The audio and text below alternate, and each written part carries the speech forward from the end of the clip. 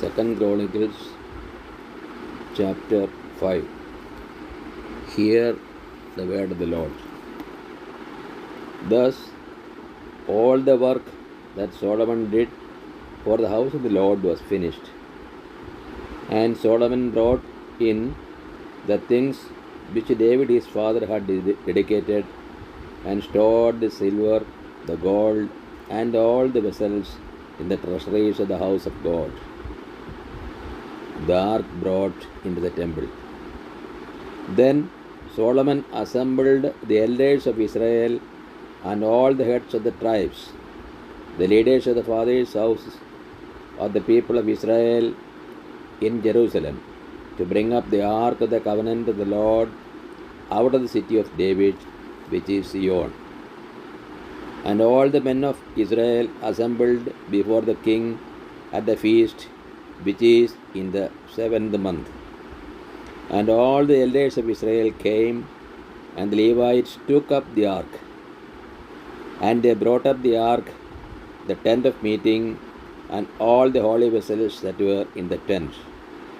The priests and the Levites brought them up, and King Solomon and all the congregation of Israel who had assembled before him were before the ark, sacrificing so many sheep and oxen that they could not be counted or numbered. So the priests brought the ark of the covenant of the Lord to its place in the inner sanctuary of the house, in the most holy place, underneath the wings of the cherubim. For the cherubim spread out their wings over the place of the ark, so that the cherubim made a covering above the ark and its poles. And the poles were so long that the end of the poles were seen from the holy place before the inner sanctuary, but they could not be seen from outside, and they are there to this day. There was nothing in the ark except the 2 tables which Moses put there at Horeb, where the Lord made a covenant with the people of Israel when they came out of Egypt.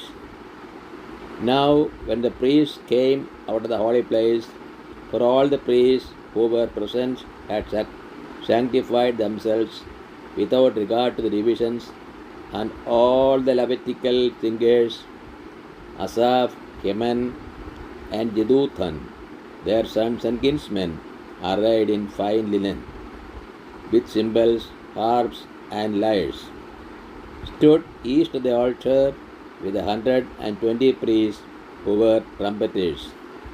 And it was the duty of the trumpeters and singers to make themselves heard in unison in praise and thanksgiving to the Lord.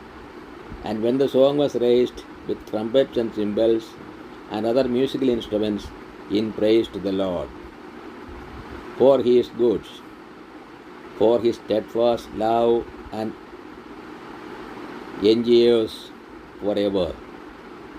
The house of the Lord was filled with a cloud, so that the priests could not stand to minister because of the cloud, for the glory of the Lord filled the house of God. This is the word of the God to us. O Lord, open our hearts, that we put in the practice that which you have revealed to us.